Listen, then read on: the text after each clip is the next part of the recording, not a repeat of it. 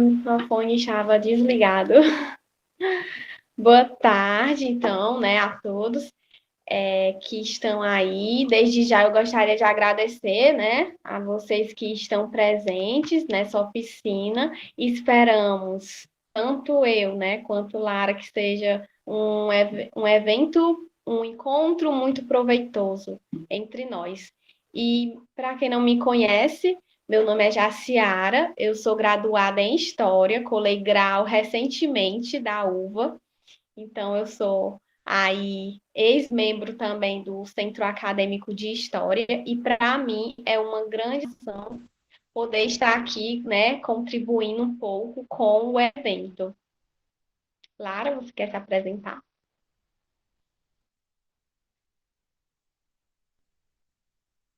Ela saiu?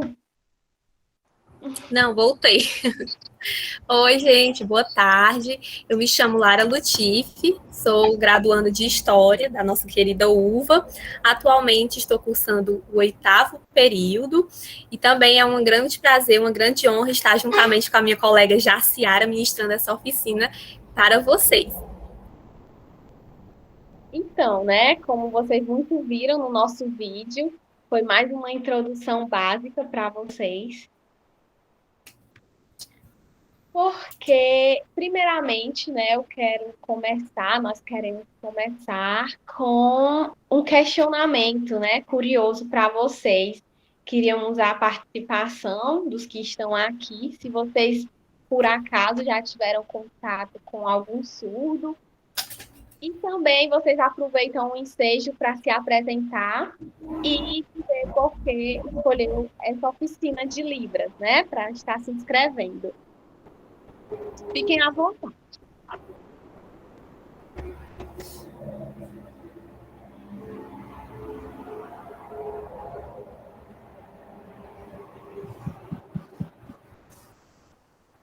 Natanael, começa.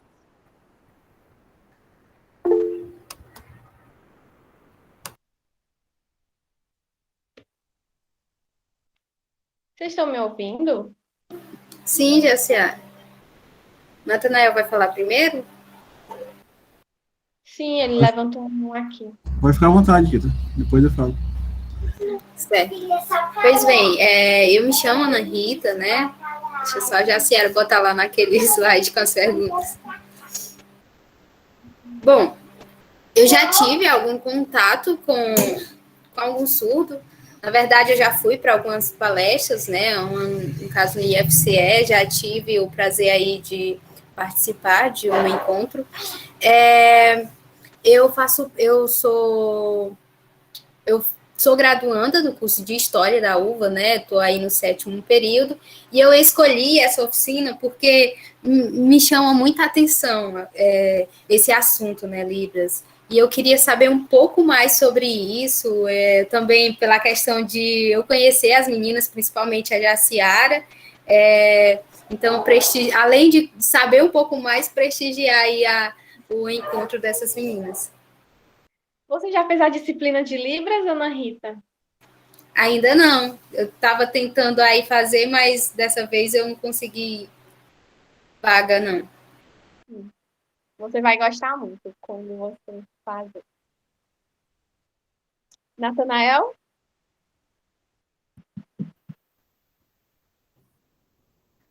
Olá, meninas, me ouvem? Sim. Saudações. Inicialmente dizer que me chamo Natanael, sou da cidade de Viçosa do Ceará, na Serra da Ibiapaba.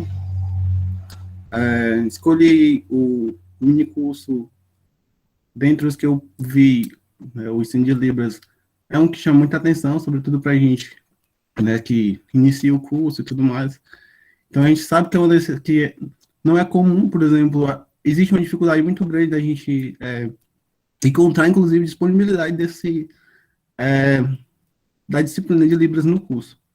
Então, eu vi essa oportunidade, sem contar que eu conheço as meninas mais, a Lara, né, por ser minha colega de turma, e mais é isso, assim. E sobre ter contato com algum surdo, eu não tenho contato, eu conheço por cima alguns aqui na cidade. Na verdade, eu tenho contato, mas é muito superficial. Às vezes eu costumo jogar futebol, sou futebolista, né? E a gente tem um rapaz aqui da região que joga com a gente, então é muito difícil o contato com essa pessoa. Recentemente eu fiz a disciplina de Libras nas férias e foi muito boa, assim, no modo geral, mas é isso.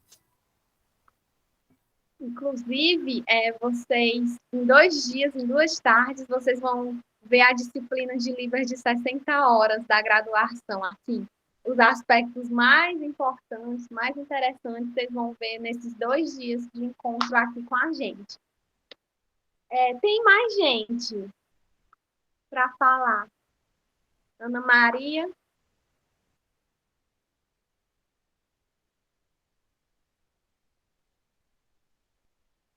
Oi? Pode falar de novo? Sim, estamos ouvindo.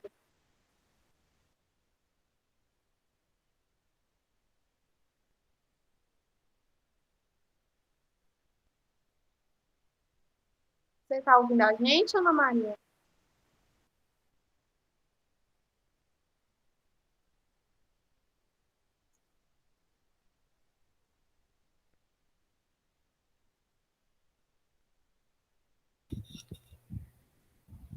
Ana Maria. Deve ter algum problema no microfone dela. Ismael, o medo de não saber pronunciar o nome dela. Ismael. Se apresente para a gente. Certo, boa tarde. Meu nome é Ismaelene, eu curso História no 3º período pela Universidade Católica de Pernambuco. E sobre o contato com surdos, eu já tive contato há uns anos atrás, quando eu fiz um pré-vestibular pela Federal daqui. Fiz alguns amigos, aprendi um pouco da língua, o que é meio difícil porque hoje em dia eu não tenho mais contato, aí eu acabo esquecendo alguns sinais. Aí é meio complicado. E por que eu escolhi a oficina? Eu estava em dúvida sobre essa e outra, que era no mesmo horário. Só que acabei cedendo para essa. E espero aproveitar bastante. E é uma área que eu tenho muita, muita curiosidade. É isso. Boa tarde. Esperamos que você goste da nossa oficina. Que bom que você escolheu a nossa oficina, né? Então, sem mais delongas, né, vamos iniciar, propriamente dito, né, literalmente iniciar. Então, gente, nós nos organizamos aqui para trazer, primeiramente, um contexto mais teórico do que são os surdos e da trajetória dos surdos, e é o que eu vou apresentar aqui um pouco para vocês, certo? Eu trouxe umas questões... Claro, Oi?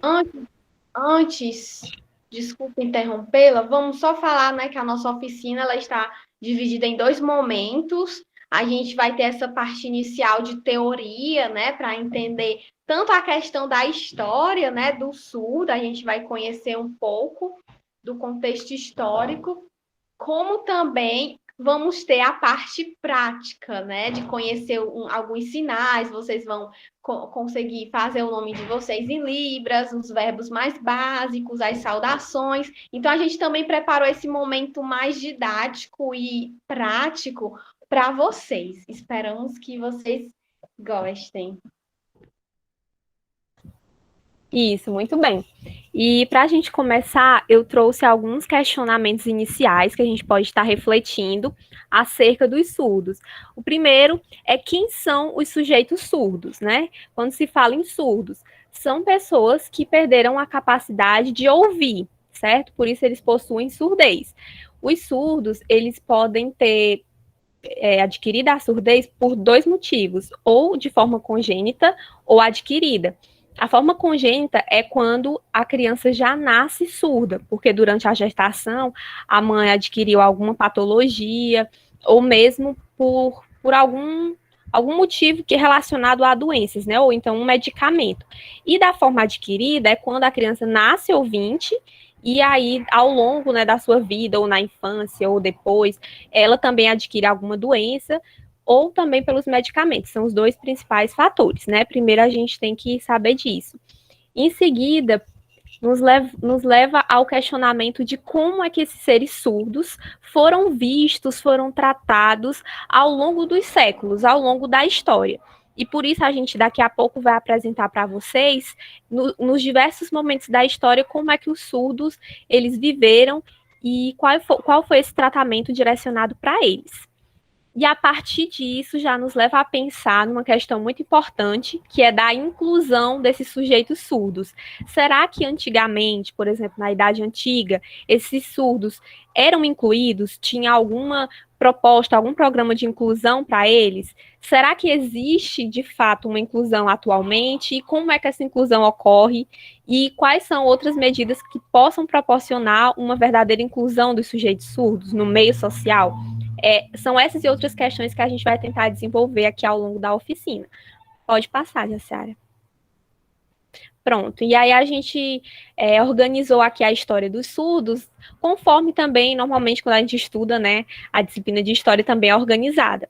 Então, nós vamos hoje buscar saber um pouco como era a vida dos surdos na Idade Antiga, na Idade Média, na Idade Moderna, os surdos na contemporaneidade e também um pouco acerca da história dos surdos aqui no Brasil. Pode passar. Então, vamos dar início aqui aos estudos sobre os surdos na antiguidade. Primeiro de pensar desde quando que os surdos existem, né? Eles já existem desde a pré-história. Porém, naquela época, a gente não tem nenhum documento, nenhuma fonte, de fato, que comprove como era a vida deles, que nos dê um registro para que a gente tenha esse conhecimento. Não existe, né? E na Idade Antiga, também não é muito diferente. Nós temos poucas fontes, essas fontes primárias são escassas, e além disso, os pesquisadores, os investigadores, muitas vezes não se debruçam sobre esse estudo, não têm essa curiosidade de pensar como era a vida dos surdos na antiguidade. E assim, o pouco acesso que a gente tem é de forma incerta, né? Mas apesar de tudo isso, nós conseguimos reunir alguns fatos de como era a vida dos surdos na antiguidade. Mesmo na passagem da Bíblia, né, eu lembro que é em Marcos, capítulo 7, agora não lembro o versículo, mas tem, por exemplo, relatos bíblicos de Deus curando deficientes, curando cegos e também curando surdos, certo? Já tem esses relatos na própria Bíblia. Mas aqui a gente realizou estudos, né, através de artigos científicos e outros documentos, e constatamos que os surdos na antiguidade é basicamente um período de predomínio da exclusão desses sujeitos surdos.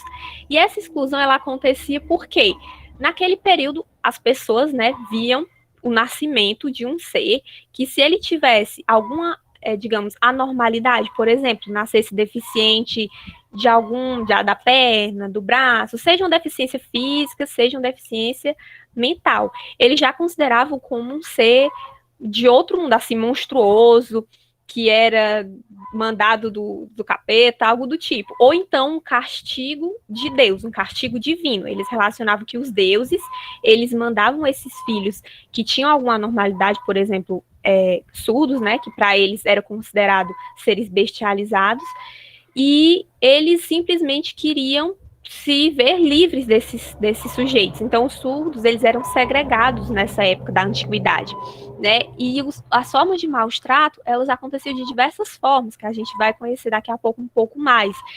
E, inclusive, eles exterminavam os surdos. Então, os surdos, eles eram vistos como deficientes mentais e anormalidades, sendo praticamente banidos do convívio social. E isso era o que acontecia na maioria das vezes no contexto da Idade Antiga. Porém, a gente não pode tratar essa relação de uma forma totalizadora, generalizante, certo? Nós temos que ver os diversos aspectos de como acontecia. Por isso, existiam algumas exceções. Por exemplo, nas leis hebraicas, onde os hebraicos viam que os surdos necessitavam de ser cuidados, de serem protegidos, da mesma forma que uma criança, por exemplo. Por quê? Eles sentiam que nessa diferença que os surdos tinham de não poder ouvir, né, nem poder falar, isso era uma diferença, sim, do que a maioria naquela época, da forma como a maioria daquela época era, mas aquilo era visto, nossa, é como uma criança não fala ainda, né, muito, muito nova, e também não consegue ouvir, precisa desses cuidados. E então os surdos eram tratados conforme criança. Pode passar, Jussiara. Mas aqui eu busquei trazer para a gente justamente perceber nessas diversas civilizações da Idade Antiga como é que existia essa forma de tratamento. Será que era sempre igual? Será que existia alguma diferença? Então, primeiro eu trouxe a civilização aqui da China, né, representada na imagem com a muralha da China. E na antiguidade, a China era uma dessas civilizações que tinham os surdos como seres anormais, como seres que eram incapazes, monstruosos. Por isso, os chineses lançavam os surdos ao mar do alto de penhascos. Essa era uma das formas de se livrarem dos surdos, né, que ele encontrava. Mas existiam muitas outras formas, certo? E no Egito, por exemplo, o Egito vai ser bem diferente do que acontecia na China e do que acontecia na Grécia e na Roma, como nós vamos ver. Já no Egito, os surdos eram adorados como deuses. Por quê? Os egípcios, ao verem essa diferença, né, dessa característica de serem surdos, eles não tomavam aquilo como uma diferença negativa, mas sim pensavam que eles são seres diferentes, eles foram mandados pelos deuses, porque eles são diferentes da gente, eles têm poderes especiais. Então, os surdos, eles eram endeusados. E ainda os egípcios acreditavam que eles se comunicavam em segredo com os deuses. Por isso que os surdos, para eles, era como se fosse alguém, né, muito importante, sendo temidos e respeitados pela população. Vocês observam que no Egito tinha, né, essa relação, essa melhor relação com os surdos. Mas ainda assim não tinham educação, eles não se preocupavam em manter alguma comunicação com os surdos, certo? E aí eu trouxe também aqui na Grécia, para a gente perceber um pouco de como era a vida dos surdos. E na Grécia, os gregos tratavam os surdos como se fossem animais. Então, nós vamos observar novamente, assim como na China, que os surdos tinham, para eles, essa característica de serem deficientes, de não terem nenhuma serventia, nenhuma utilidade. Eles eram tratados como objetos. Na Grécia, o surdo não era considerado um cidadão, um ser humano, longe disso. Eles eram escravizados, né, desempenhavam diversas funções, das mais cansativas e exaustivas possíveis, ou também eram abandonados, tanto pelo governo, as autoridades do governo, como também pelas próprias famílias, né? Porque ali as famílias esperavam, eles tinham muito essa crença nos deuses, né? Eles pediam aos deuses um filho forte.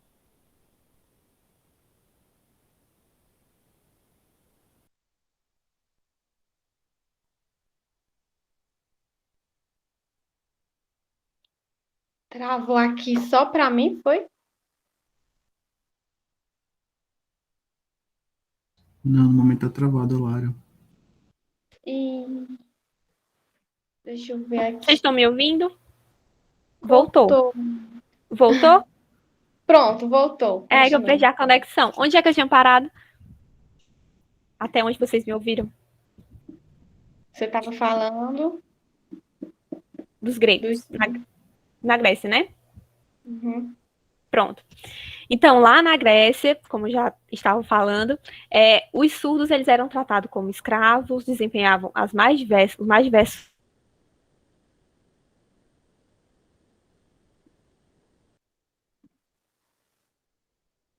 Cortou de novo?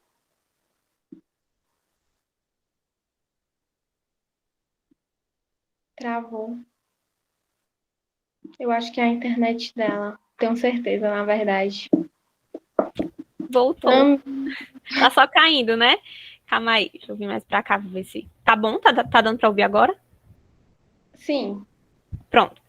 Então, os surdos, eles eram abandonados, tanto pelas autoridades do governo, como pelas famílias, né? Que esperavam que esses filhos viessem fortes, saudáveis, prontos para a guerra e tantas coisas mais. Quando eles viam que ele tinha qualquer tipo de deficiência, as famílias não sabiam como reagir.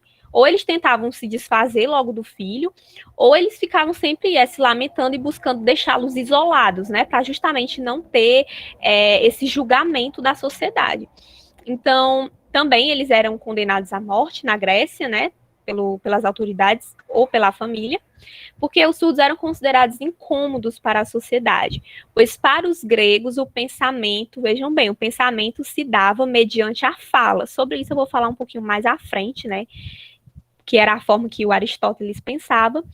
Então, sem audição, os surdos da época ficavam fora dos ensinamentos, e com isso eles não adquiriam conhecimento, né? Eles não iam conseguir ouvir os ensinamentos que os filósofos da época tinham a dar. E em Roma, né, outro país clássico, vocês sabem que Roma, né, teve muita influência dos gregos em vários aspectos, né, cultura, na questão econômica, política, e o pensamento acerca dos surdos também era muito semelhante ao da Grécia, né, o de Roma era muito semelhante ao da Grécia. Por isso, os surdos, eles eram privados também de uma vida na sociedade. Os romanos consideravam eles como incompetentes, como seres anormais, imbecis, imperfeitos, e eles não tinham nenhum tipo de direito, até mesmo de se casar. Até o século XII, os surdos não podiam se casar em Roma, e também não herdavam os bens da família, né? Aquelas famílias que era da nobreza, que tinham alguma herança, essa herança não era passada para os surdos, porque eles não tinham nenhuma instrução de como administrar tudo aquilo, né? E, além disso, até a Idade Média, né, a Igreja Católica considerava que os surdos não possuíam uma alma imortal, né? Isso a gente vai ver um pouco mais à frente. Agora, nós iremos dar início a falar um pouco sobre os surdos, né, na antiguidade, continuando, mas percebemos que as ideias vigentes sobre os surdos e a surdez tinham conotações bastante negativas, foi o que a gente percebeu. As formas de sociabilidade dos surdos na antiguidade não existiam. Por exemplo, nos locais públicos, na Grécia e na Roma, principalmente na Grécia, existiam muitos locais públicos, como praças, como a própria ágora, onde se reuniam diversas pessoas, estudiosos, filósofos, a fim de discutir as diversas questões também daquela sociedade, políticas, econômicas, o cotidiano. E eles valorizavam em demasia a oralidade, né? O poder do discurso, um discurso poético, um discurso bonito, coerente. Eles valorizavam muito tudo isso. E os surdos não conseguiam, né, ouvir, que também era muito valorizado na época, e nem falar. Então, imaginem que eles estavam banidos desse local, né? Assim como nos processos judiciais, porque os processos judiciais exigiam que o interlocutor fosse presencialmente, tivesse essa presença física e relatasse o que tivesse de ser relatado nesses processos, e os surdos não poderiam, né? E nem tinha intérprete, não tinha essa possibilidade. Então, novamente, eles estavam excluídos dos processos judiciais, como também da participação política, né, que acontecia assim também em reuniões, em encontros naquela época, tanto na Grécia como na Roma, principalmente. E também os surdos não iam conseguir fazer a outra coisa que também era muito valorizada, que era passar os costumes, as tradições, todos os ensinamentos, porque elas eram passadas de forma oral, né? E os surdos também não iriam ter acesso a isso. Pode passar.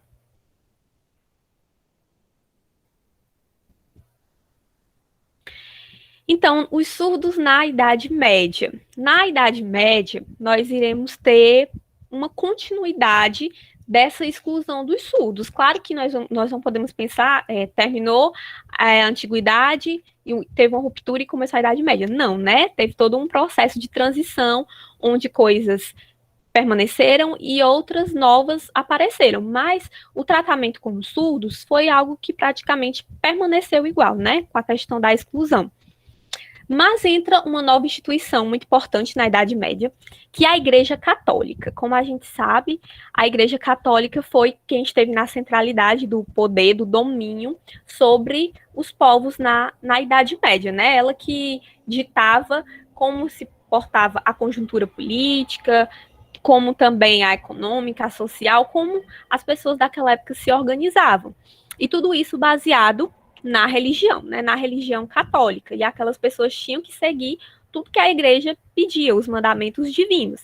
E a Igreja Católica, ela acreditava que os surdos não tinham alma, né? Eles eram sem alma, e por isso eles não eram imortais, devido ao fato de não conseguirem falar os sacramentos. A Igreja Católica queria, né, que todas as pessoas participassem das confissões, que os surdos também não poderiam fazer, que soubessem dos sacramentos, dos mandamentos, que ouvissem a palavra de Deus. E os surdos também não tinham, né, essa possibilidade. Então, nós vemos que aí, de novo, essa segregação, principalmente vinda da Igreja Católica. Pode passar. Pronto. Aí as crenças sociais e religiosas estavam fortemente relacionadas com a visão que aquelas pessoas tinham, né, sobre os surdos. E durante a Idade Média, apenas as famílias pertencentes à nobreza conseguiam estudar.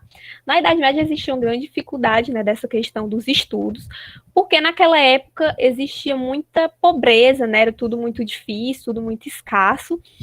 As famílias, normalmente, elas viviam nos feudos, né, da agricultura e não tinham boas condições, como também eram famílias grandes, e o estudo não chegava apenas para essas famílias da nobreza.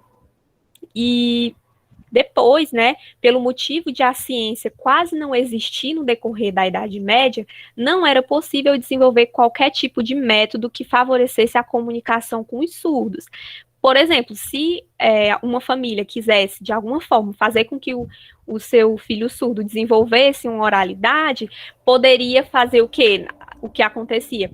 Irem atrás de algumas curandeiras, com alguma porção, alguma coisa que ela pudesse fazer para trazer a oralidade ao seu filho. Porém, isso era condenado pela Igreja Católica, né? Era considerado uma heresia. E também qualquer prática científica da época era também considerado uma heresia, seria perseguido pela Igreja Católica. Então, não se tinha nenhum pensamento assim científico para que possibilitasse uma educação mesmo inclusiva para os surdos. Por isso, os surdos geralmente ficavam restritos ao convívio com os familiares, sem qualquer oportunidade de exercer funções na sociedade, né? Como eu já tinha comentado com vocês, eles eram considerados inúteis, né?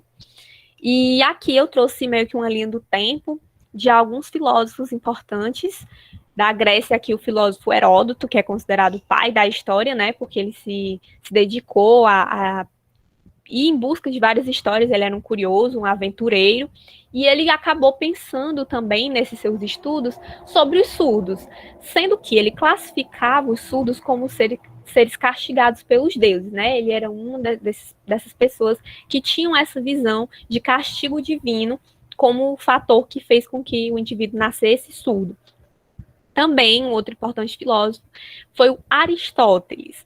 O Aristóteles acreditava que quando não se falavam, consequentemente não possuíam linguagem e tampouco pensamento.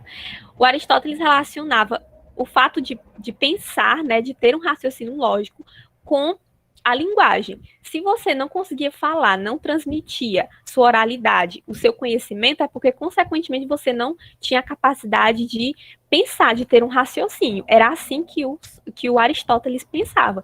Por isso que ele acreditava que os nascidos surdo-mudo, né, como ele chamava, se tornavam insensatos e naturalmente incapazes da razão.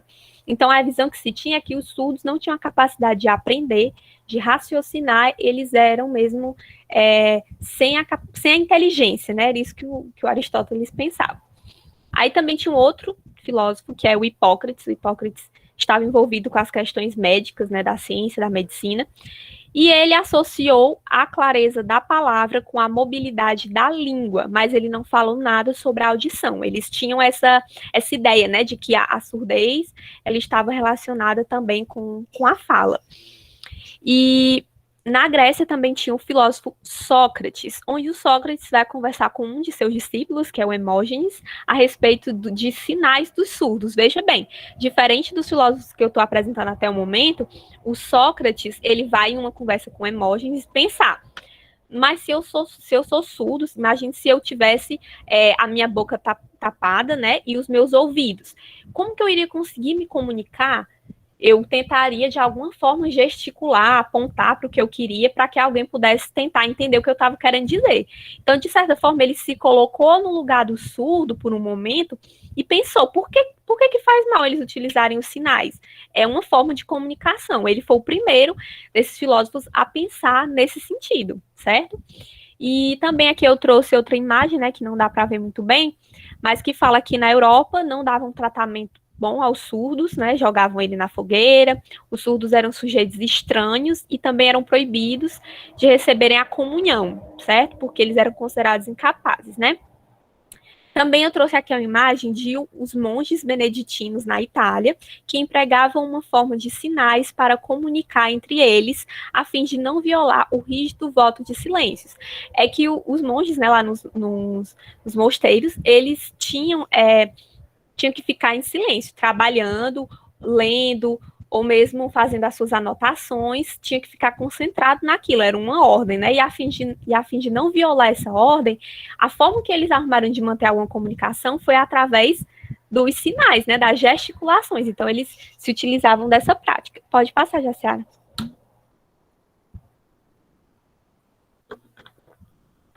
Então, gente, na Idade Média também tinha o Santo Agostinho, né? Que trouxe muitas contribuições aí para Igreja Católica.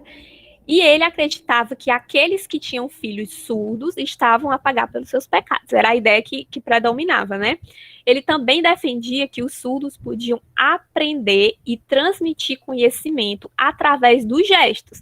Vejam que ele já está pensando no conhecimento dos surdos, de alguma forma na educação, né?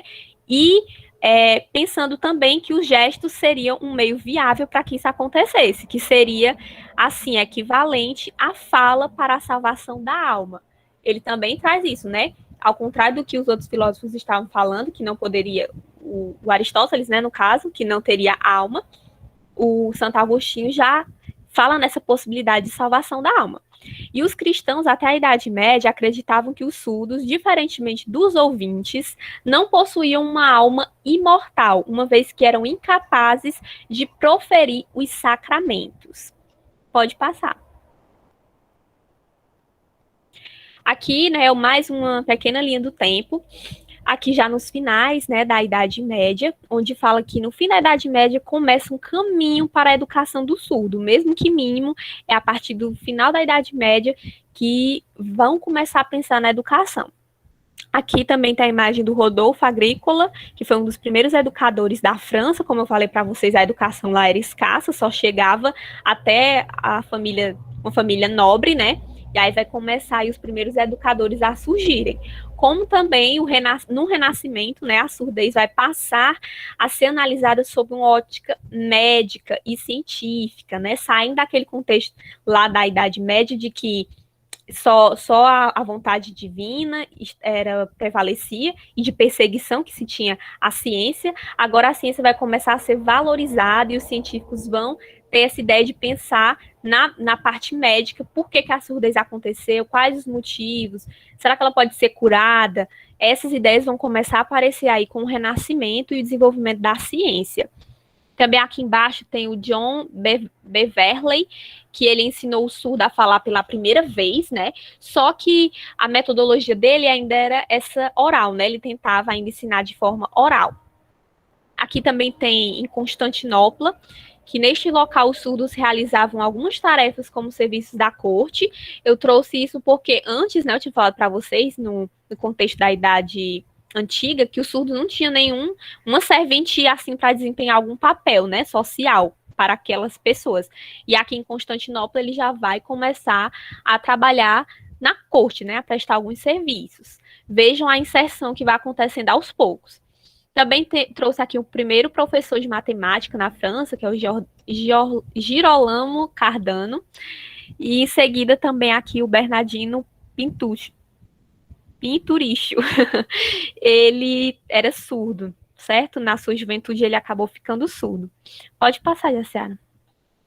Agora vamos adentrar na Idade Moderna, onde foi o início, né, de uma mudança de rota aí na vida dos surdos, onde tudo começou a se desenvolver, a questão educacional, como também a sociabilidade.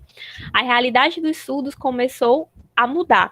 As famílias nobres que tinham filhos surdos acabaram se preocupando com o destino de sua herança, criando condições para que se instruíssem. Então, foi pela família dos nobres, né, que pensavam, com quem eu vou deixar essa herança? Tem de alguma forma desse meu filho surdo se instruir, conseguir alguma educação para que ele possa administrar os nossos bens? Então, eles foram atrás, né, de uma educação, mesmo que mínima, para os seus filhos surdos. Foi a partir daí que a educação e os educadores começaram a se preocupar com o ensino para os surdos. Também foi um momento em que se distingue pela primeira vez surdez de mudez, e a expressão surdo-mudo deixa de ser usada para designar o surdo, certo? Agora eles já vão ter esse entendimento de que surdo e mudo não necessariamente estão interligados, né? Tem os surdos sem ser mudo, mas existe também surdo-mudo, mas enfim. Agora a expressão vai ser surdo. E as pessoas surdas passam a ter o direito a uma cidadania através da educação e da socialização. Pode passar. E então eu trouxe aqui alguns nomes muito importantes, né, para vocês conhecerem, que tiveram aí forte influência na questão da educação dos surdos, e o primeiro deles aqui é o Pedro Ponce de León, nasceu em 1520, faleceu em 1584, e ele foi o responsável por fundar uma escola para surdos em Madrid. Ele se dedicou parte da vida a ensinar filhos surdos de nobres, né? Ele estava dedicado à educação, mas também ele pensou aí nas pessoas surdas. Ele também foi o responsável por criar o alfabeto manual para ajudar os surdos a soletrar as palavras. Mas esse alfabeto manual é que ele pensou em uma forma de facilitar, mas a metodologia que ele empregava ainda era a oralização. Pode passar. Também temos o Juan Pablo Bonet. O Bonet nasceu em 1573 e faleceu em 1633. Ele foi um padre espanhol, educador e pioneiro na educação de surdos. O Bonet foi responsável por publicar o primeiro livro sobre a educação dos surdos no ano de 1620, em Madrid. O título da sua obra era Redução das Letras e Arte de Ensinar a Falar os Mudos. O seu livro continha informações sobre um alfabeto manual, língua de sinais e manipulação dos órgãos fonoarticulatórios. Vejam que, diferente do León, o Bonet, ele vai trazer no seu livro a língua de sinais. Então, vai ser ali o primeiro caminho dele pensar que os gestos, né, a linguagem de sinais, pode ser utilizado no ensino para os surdos. Pode passar. Mas vai ser o Charles Michel de Lépée que vai trazer maiores contribuições aí para a educação dos surdos. O Lépée foi um abade francês que muitos consideram como criador da língua gestual. Ele vai criar também o Instituto Nacional de Surdos Mudos em Paris, que será a primeira escola, que foi a primeira escola de surdos do mundo. E o diferencial dele é que ele vai reconhecer o surdo como um ser humano, né? Os outros ainda utilizavam a oralidade, mas o Lépée, diferentemente, ele vai pensar na língua gestual para ser ensinada aos surdos. Então, vai ter esse reconhecimento da língua de sinais. Pode passar. Mas, diante de tudo que eu venho apresentando para vocês, né, de como aos poucos os surdos vão sendo incluídos na sociedade, adquirindo essa educação, vai acontecer o Congresso de Milão, que ficou marcado na história por um período de retrocesso para a vida dos surdos. Isso porque, né, já se vinham antes do Congresso grandes debates acerca da educação dos surdos, né? Os próprios educadores ficavam pensando se o melhor método era o oralismo ou se de fato era a língua de sinais. E diante dessas discussões, teve que acontecer o Congresso de Milão, que durou 7 dias, nele foi muito debatido, passou por votações, e nele se definiu que o método oral puro era a melhor forma de ensino. Além disso, eles aboliram a língua de sinais para o ensino dos surdos, ou seja, eles proibiram a língua de sinais, né, que é de fato a melhor comunicação para os surdos, e colocaram o método oral para ser implantado em todas as escolas de ensino para surdos na época. Os professores surdos que atuavam também foram proibidos de frequentar. Os surdos passaram por muito policiamento, né, das autoridades para que eles não realizassem nenhum tipo de gesto, de sinalização. Eles tinham que aprender a oralidade, porque eles consideravam que se eles aprendessem alguns sinais, eles iam acabar perdendo o gosto pela oralidade e não conseguiriam aprender a falar. Isso seria tipo uma justificativa de que eles teriam preguiça, né? Das explicações que eles deram. Mas também vale ressaltar que nesse congresso, que foi formado por quase 200 pessoas, apenas um surdo participou.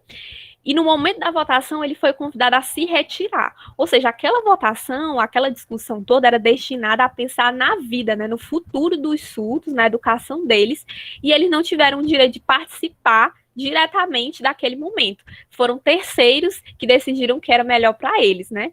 Então, isso foi um período de muito retrocesso na vida dos surdos, mas ainda assim, mesmo que escondido, né, em qualquer oportunidade que eles tinham, eles tentavam manter um pouco das sinalizações para não se perder, né, para permanecer na cultura. E assim eles mantiveram viva a linguagem de sinais. Mas também, gente, passando do Congresso de Milão, no período da Idade Contemporânea, teve a ascensão do nazismo, né, na Alemanha, com o líder Adolf Hitler. E o Hitler, como a gente sabe, ele tinha essa ideia de purificar a Alemanha, de estabelecer a raça ariana, uma raça superior, e para isso qualquer pessoa que tivesse, independente da deficiência, seja física, seja intelectual, deveria ser extinta daquela sociedade, né? Os judeus, os negros também, e os surdos tiveram incluídos nesse meio, né? O Hitler buscou extinguir os surdos, também perseguiu todos eles. Esse foi um outro momento também que os surdos sofreram bastante na história. Pode passar. Aí, gente, vocês estão aí ainda, eu trouxe essa imagem e eu queria que vocês dessem uma olhada nela e refletissem mesmo. E eu queria saber qual a interpretação, a partir de tudo que eu falei, qual a interpretação, qual a ideia que para vocês essa imagem passa. Lembrando que não tem assim uma interpretação certa ou errada, né? São interpretações. Eu queria que alguém que quisesse falar, quisesse comentar um pouco sobre a imagem nesse momento.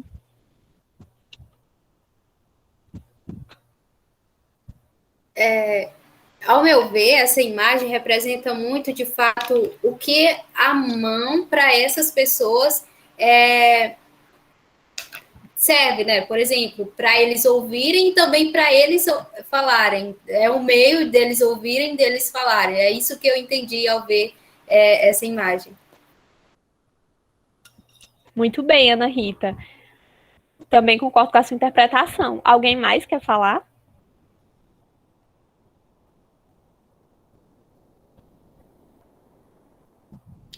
Pois é, justamente o que foi dito. As mãos, elas acabam ganhando até uma nova funcionalidade que a gente não vê. Nós somos ouvintes, né? Mas para os surdos, a gente percebe que o uso das mãos, não somente das mãos, mas especialmente delas, acabam tendo outras funções, digamos assim. Exatamente. Foi exatamente isso que eu pensei também, meninos. Que as mãos, essa imagem ela demonstra muita expressão, né? Muita força, assim, resistência. Tipo, as mãos falam. As mãos também servem para comunicar. Elas são o nosso instrumento de vocês, ouvintes, né? A voz, a oralidade, também tem a audição, mas a gente tem as nossas mãos, os surdos têm as suas mãos. É basicamente isso mesmo. Pode passar, Jaciara. Tinha até um projeto de Libras na UVA que era intitulado Mãos que Falam. Muito interessante, que envolvia, né, a democratização da Libras para os estudantes universitários. Muito bem. E aqui eu trouxe também algumas personalidades surdas, né, para vocês verem, para vocês conhecerem. Nessa imagem é a Karin Strobel. Ela é uma professora, uma pesquisadora que desenvolveu uma escrita acerca de um cronograma da história dos surdos, que ela retrata basicamente toda essa trajetória dos surdos que eu apresentei para vocês, certo? E ela adquiriu a surdez com uns 4 dias de vida, também por um forte medicamento, né, que ela teve que tomar. Inicialmente também foi ensinada a partir da oralidade, mas depois ela conheceu, né, a Libras, e a partir do ensino da língua de sinais, ela pôde se desenvolver, pode aprender de fato, e ela se formou, gente, ela é doutora, é especialista na educação dos surdos, é formada em letras também, é aí um exemplo, né? Pode passar, Jaciara. Além dela, eu trouxe um músico, que é o Beethoven. Ele também era surdo, mas na verdade ele desenvolveu, né, a surdez quando ele tinha mais ou menos 27 anos. Ele começou a perder a audição aos poucos, e quando ele tinha 40 e poucos anos, ele perdeu de vez a surdez, perdeu de vez a audição, né? Contudo, ele permaneceu compondo músicas, porque ele tinha ainda essa lembrança, né? Ele podia não ouvir, mas ele não desaprendeu a compor, a tocar, e a sua produção não perdeu a qualidade de forma alguma, ele continuou produzindo. E aqui também, outro exemplo de surdos é a Stephanie Kerebs, ela é uma atleta, atualmente ela está jogando pela equipe do Palmeiras, e ela é surda desde os 15 anos, né? Ela já ganhou vários campeonatos aqui que eu trouxe para vocês, tanto nacionais como internacionais, e é mais um exemplo, eu vi até uma matéria dela comentando, né, um repórter perguntando para ela as dificuldades, como foi para ela se sociabilizar no clube, e aí ela relata, né, que apesar de muito descrédito, muitas pessoas terem um preconceito, mas a equipe toda acolheu ela muito bem. Aí ela relatou alguma certa dificuldade em um jogo, no primeiro jogo dela, da arbitragem, né, que não conseguia interagir com ela, não tinha o domínio da língua de sinais. Mas o que eu quis trazer para vocês com essas personalidades, uma professora, um músico e uma jogadora, é demonstrar os diversos papéis, né, que o surdo tem na sociedade. Muitas outras profissões já são ocupadas pelos surdos, né? Felizmente, apesar de toda essa trajetória difícil que eles passaram, eles conseguiram superar muitos obstáculos, mesmo diante das pessoas que tinham e têm ainda, né, preconceito com eles não se deixaram levar, não colocaram a surdez como um empecilho, né? Ao contrário, eles quiseram mostrar a sua capacidade, certo? Então agora eu vou deixar com a Jaciara. Isso mesmo, Lara. Inclusive, né, eu fiz o curso de Libras básico até o intermediário, e assim, a professora era uma surda. Ela fazia tudo que uma professora que não é surda faz, né? Então, é mais sobre superação, né?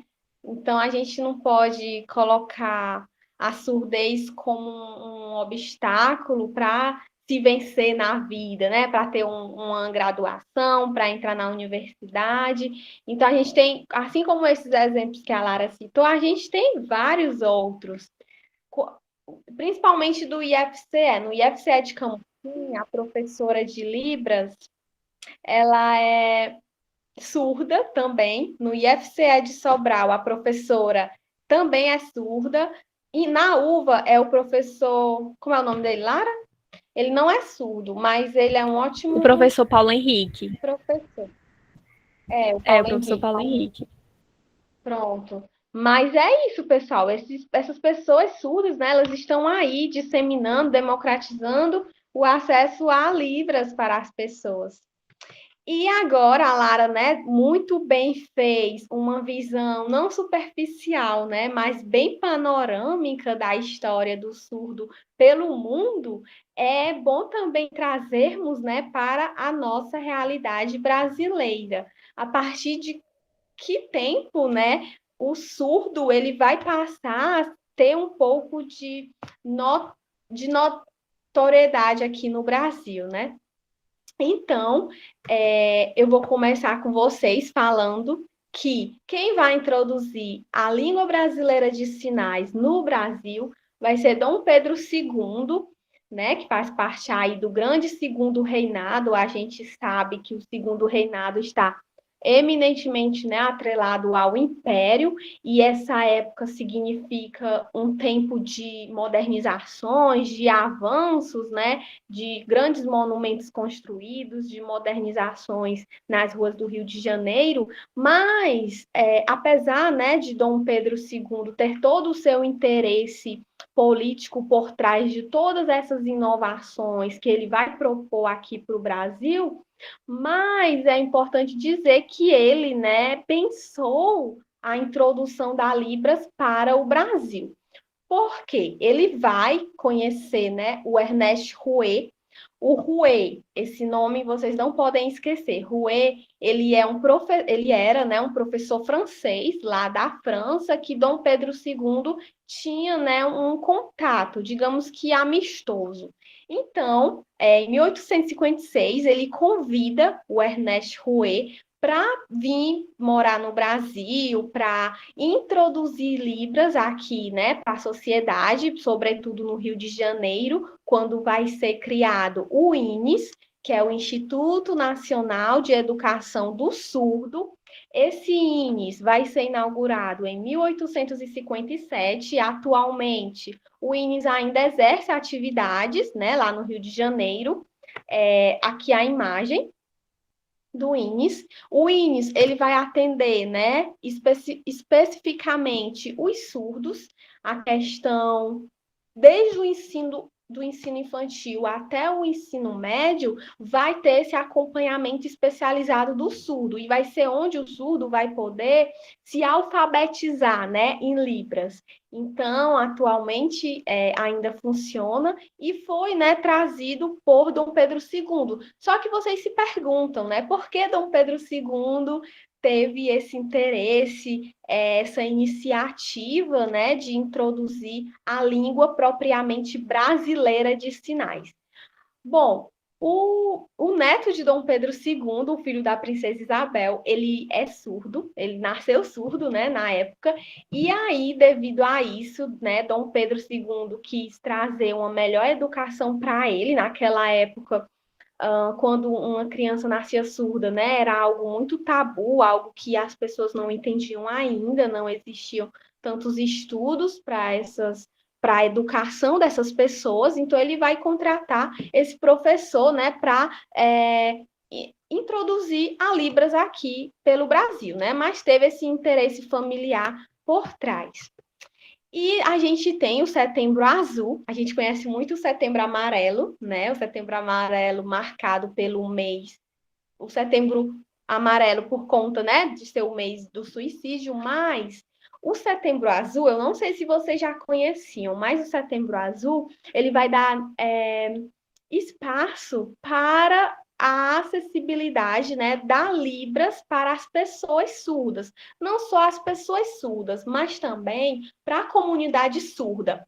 E o que é a comunidade surda? Não é formada apenas pelos surdos, os familiares dos surdos, os amigos dos surdos. Então, pessoas que se interessam em aprender Libras, elas fazem parte da comunidade surda. Então, em Sobral, para quem conhece Sobral, né, tem uma pessoa que não é do Ceará, mas em Sobral tem o encontro com os surdos toda quinta no Arco. E aí, gente, lá engloba tanto os próprios surdos, né, democratizando o acesso a Libras para as pessoas, quanto também lá no Arco, né, passa as pessoas, e aquelas que se interessam, elas acabam que ficando naquele grupinho para aprender mais, né, para assistir às apresentações dos surdos. Então, lá em Sobral tem uma organização muito bem sólida de surdos, e tem essa quinta, né, de encontro com a comunidade surda. Então, vocês que estiverem interessados na nossa oficina, já podemos dizer, né, que vocês fazem parte, vocês são a favor, né, da causa surda aqui no Brasil, da democratização, né, de mais acessibilidade para o surdo no Brasil. E por que azul, né? Por que Setembro Azul? Como a Lara falou, os surdos, ao longo da história, eles foram muito maltratados, né? Muitos condenados à morte. E ao final da Segunda Guerra Mundial, por conta do alemão, né? Vale, agora fugiu o nome dele, Adolf Hitler. O Hitler, ele vai fazer essa segregação das pessoas, né?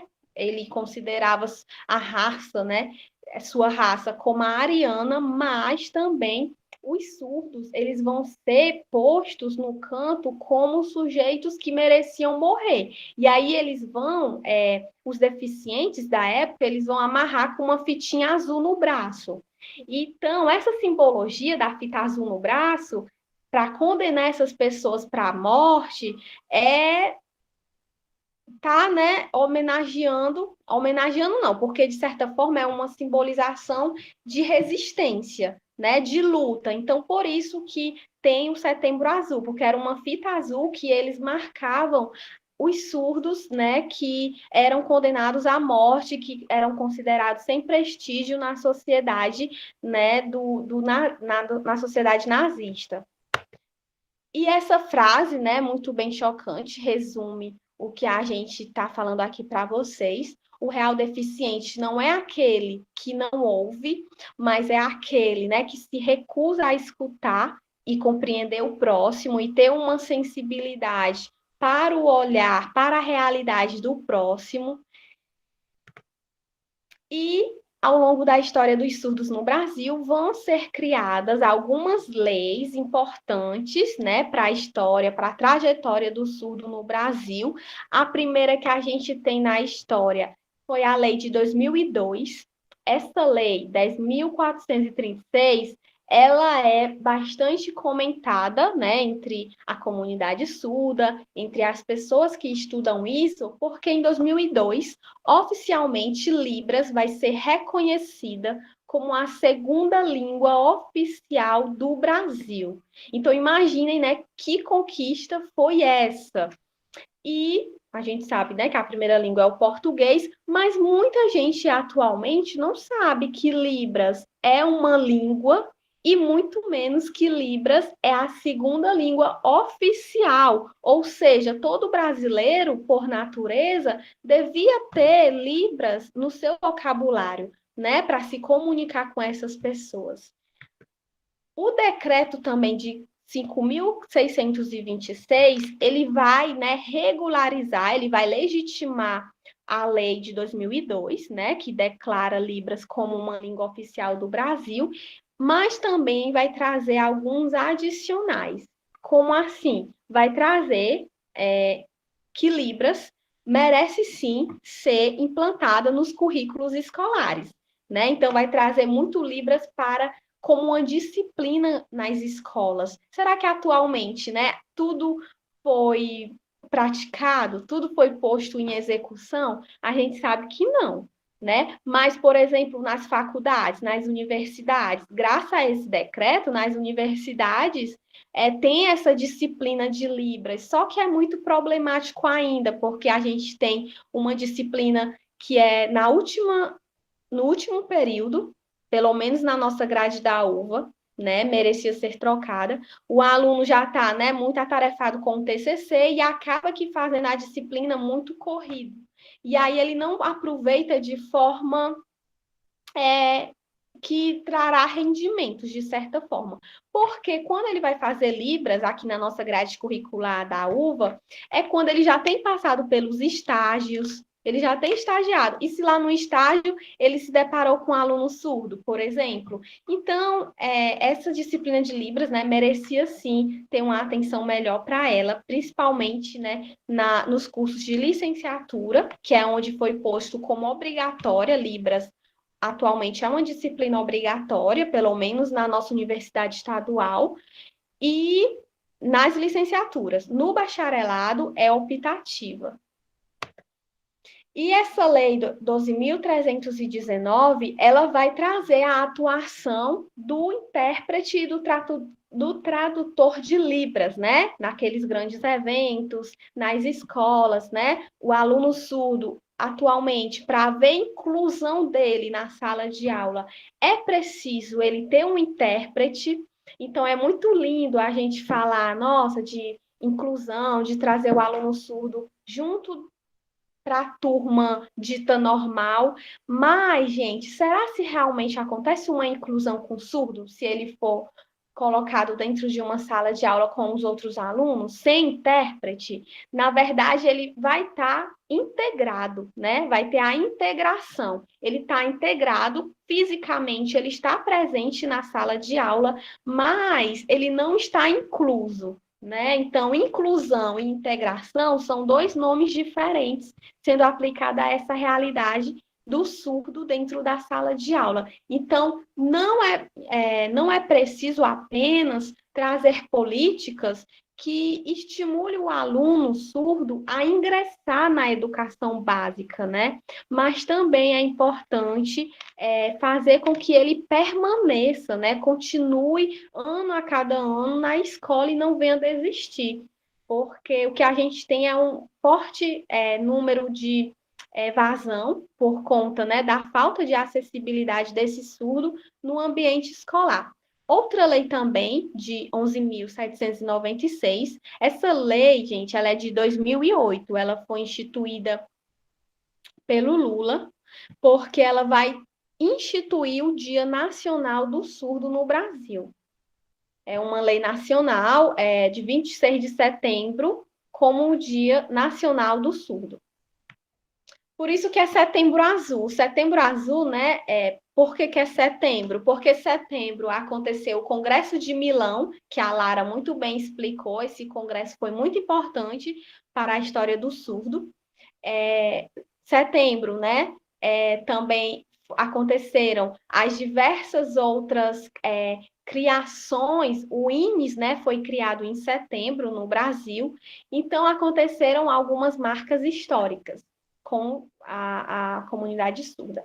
Libras, que língua é essa, né? Libras, como eu falei, não é uma linguagem, é uma língua, né? Isso nem todo mundo sabe, parece algo bem besto, mas se a gente for perguntar para pessoas, né, que ocupam cargos públicos bastante notáveis na sociedade, essas pessoas não vão saber. Então, Libras é uma língua, tem a lei regularizada que institui Libras como a língua oficial do Brasil, a segunda língua. Então, a Libras, né, a língua brasileira de sinais, ela é universal? Como assim universal? Universal vai dizer que existe a Libras lá nos Estados Unidos, existe Libras lá na França. Vocês acham que Libras é universal? Ou Libras é local, regional? O que vocês acham?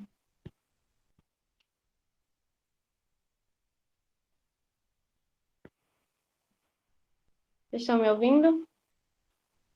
Bom, a Libra, gente, ela não é universal. A língua de sinais, ela vai sofrer diversidade a depender do país, né? Ou seja, existe a língua brasileira de sinais, existe a língua americana de sinais, existe a língua francesa de sinais. Então, cada país tem a sua própria forma, né, de configurar os seus sinais. Por exemplo, o sinal de aprender aqui no Brasil. Aprender é assim. Será se lá nos Estados Unidos aprender é assim também em Libras? Não. Então, como Libras é uma língua, ela é rica, né, na estrutura de gramática, ela tem sua própria gramática, já respondendo à segunda pergunta. Por ser uma língua, a gente vai entender mais para frente que Libras tem a gramática, assim como o português. Inclusive, Libras, por ser língua, vai ter sim suas variações dentro do próprio Brasil. Isso mesmo. Cada região, gente, Nordeste, Sudeste, eu vou ser até mais específica, falando que cada cidade, digamos assim. Porque, por exemplo, tem alguns sinais em Sobral que lá em Fortaleza já são outros. Inclusive, quando eu fazia o curso de Libras, foi a intérprete da professora, ela era, gente, lá do Sul, lá do Rio Grande do Sul, do IFCE do Rio Grande do Sul, e ela veio para o IFCE do Ceará, né, para acompanhar essa professora. E aí eu perguntei, mudou muita coisa a Libras lá do Sul para a Libras daqui? E ela, mulher, praticamente 80% dos sinais são variados. Então, para vocês perceberem que muda, assim como a gente tem os sotaques, né, o sotaque nordestino, a forma do carioca chiar, lá a gente tem também Libras, né? Não vai ser os mesmos sinais. Claro que também não vai ser totalmente diferente, mas se vocês forem estudar Libras pelo YouTube, não vai dar bom. Por quê? Porque aqueles youtubers, né? Tem cearense, tem gente do Sudeste, então eles explicam os sinais, né? Diferentes, aí confunde a nossa cabeça, na verdade. A língua dos surdos, né? A língua brasileira de sinais aqui do Brasil é uma mímica. Muita gente acha que Libras é gesto, é mímica. Gente, isso é um pensamento, né? Totalmente errôneo. Eu já ouvi muitos colegas, né, falarem isso. E, nossa, Libras, ela tem seus próprios aspectos gramaticais, estruturais, então não é uma mímica, né? Claro que a gente vai ter alguns sinais em Libras que vão ser idênticos, não, vão fazer referência ao significado daquilo que a gente está tentando repassar, como, por exemplo, bebê. Bebê. É assim, bebê em Libras, bebê. Mas muita gente pode dizer, né, que isso é um gesto, bebê. De certa forma, combinou, né, o bebê com a estrutura de realmente bebê, mas nem todo sinal tem a ver com o seu significado. Como, por exemplo, trabalhar. Trabalhar, você faz a estrutura do L e você desce para baixo e você faz assim, movimentando. Isso é trabalhar. O que esse sinal trabalhar tem a ver com trabalhar, né? Então, existem muitos sinais que não têm muita ligação com o significado. A língua brasileira de sinais, ela é o alfabeto da Libras? Tem muita gente que acha, né? Inclusive, o alfabeto em Libras é chamado de datilologia. Vou falar datilografia. A datilologia é o alfabeto em Libras, né? Do A até o Z. Inclusive, nós vamos praticar já já.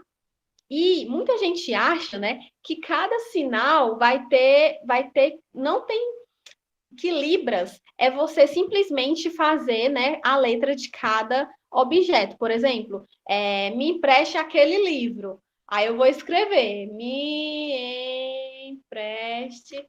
Então, soletrando, né, seria muito cansativo.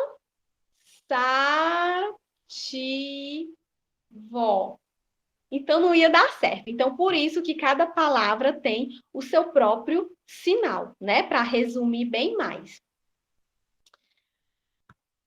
Inclusive, algumas cidades, gente, do interior, elas ainda não têm sinais em Libras. E o que a gente faz para querer fazer referência a essa cidade? Eu estou numa conversa com surdo e eu não sei o sinal da minha cidade, né? O que a gente faz? A gente mostra, né, o alfabeto, as letras, né, da palavra, como uma forma de fazer com que ele entenda. Mas muitas cidades, principalmente essas maiores, elas têm sinais e é importante a gente estar conhecendo. Outra coisa importante, gente, de um mito que está por trás da Libras é muita gente considerar, né, a pessoa que não ouve como mudo. Ah, é mudo. É um nome mais bonito, surdo-mudo. É um nome tão bonito, surdo-mudo. Inclusive, surdo-mudo, antigamente, ele era, assim, uma nomenclatura correta para se chamar o surdo, viu? Muita gente chamava na época, mas, inclusive, muita gente até tem receio, né, de chamar surdo, mas a nomenclatura correta é surdo, pessoal. Inclusive, essa semana eu estive fazendo uma enquete no meu Instagram. Aí eu lancei a perguntinha lá, perguntando, né, como é a nomenclatura que o surdo aceita ser chamado. Aí eu coloquei todas essas opções daí. Eu recebi, a maioria das respostas foram para deficiente auditivo. Então, vocês percebem que muita gente tem receio, né? Nossa, ou será se ele vai gostar de eu chamar surdo? Surdo? Esses surdos aí, tô na sala de aula, né? Esse surdo, quantas pessoas surdas há na sala? Então, o surdo, a pessoa que não ouve, gosta sim de ser chamada de surdo. Não é pejorativo. Você vai estar magoando a identidade surda dela se você chamá-la de deficiente auditivo. Por quê? Deficiente auditivo, gente, são aquelas pessoas que não escutam muito bem, mas que elas têm a possibilidade de usar o aparelho auditivo e assim elas conseguirem ouvir melhor. Então, essas pessoas que colocam um aparelho, que não ouvem, né, muito bem, com o aparelho, digamos que elas conseguem até que acompanhar o ritmo da sociedade, mas elas não se sentem pertencidas à comunidade surda. Elas não aceitam ser surdas. Então, elas recorrem, né, a esses aparelhos auditivos, elas recorrem àquelas cirurgias que tem nos outros países. O implante, existe, né, atualmente um implante que coloca e digamos que deficiente auditivo é um termo mais médico, né, para se referir ao surdo. Então, a nomenclatura correta é surdo, podem falar surdo sem receio, sem pensar, né, que está vale, agora eu esqueci a palavra. Sem pensar que está ofendendo alguma pessoa que não escuta. E aqui eu coloquei a diferença, né? Por Libras ser uma língua universal, vai ter cada país, né? Aqui é um sinal, o sinal em cada país, ó. Na língua americana de sinais, na língua australiana, na língua japonesa e na língua espanhola. Aqui eles estão falando o mesmo sinal. Eu só não me lembro qual é o sinal, mas eles estão mostrando o mesmo sinal e de forma diferente, né? Vocês estão percebendo? Cada país tem sua forma de fazer esse determinado sinal que eu, inclusive, esqueci qual é esse sinal. E como eu já falei para vocês dos sinais icônicos e arbitrários, eu já falei assim de forma implícita, mas agora eu vou registrar aqui o que significa um sinal icônico e um sinal arbitrário. O sinal icônico, gente, ele vai ter totalmente relação com o próprio significado do que você quer demonstrar, como, por exemplo, bebê. Como, por exemplo, casa. A casa, né? Ó, já mostra assim a estrutura da casa. Árvore. Árvore, árvore. O tronco, né? E as folhas. Árvore. Então, vocês percebem que tem uma pessoa, né, que tem preconceito, olha isso. Ah, isso aí é mímica, isso é gesto, né? Muita gente tem essa visão errônea, como eu já falei para vocês. E os sinais arbitrários são aqueles sinais que não têm relação alguma com o que a palavra quer repassar. Como, por exemplo, laranja. Laranja, laranja de fruta, sabe? É assim, ó. Laranja de fruta. Assim. O que isso tem a ver com laranja, né? Papel. Papel você abre a mão, você faz essa configuração de mão, com a mão aberta, e você bate. Papel. O que isso tem a ver, né, com papel? Trabalhar, como eu já mostrei para vocês, trabalhar. Pois é. Então, são sinais arbitrários, que não... Ah, mas por que esse sinal? Não tem um motivo específico, né? Uma razão específica. É esse sinal e acabou a história, né? Deixa eu ver o que vocês estão falando aí no chat. Jaciara, é tipo a gente se perguntar, por que mesa é mesa? A gente se pergunta muito quando a gente está tentando aprender. Isso mesmo.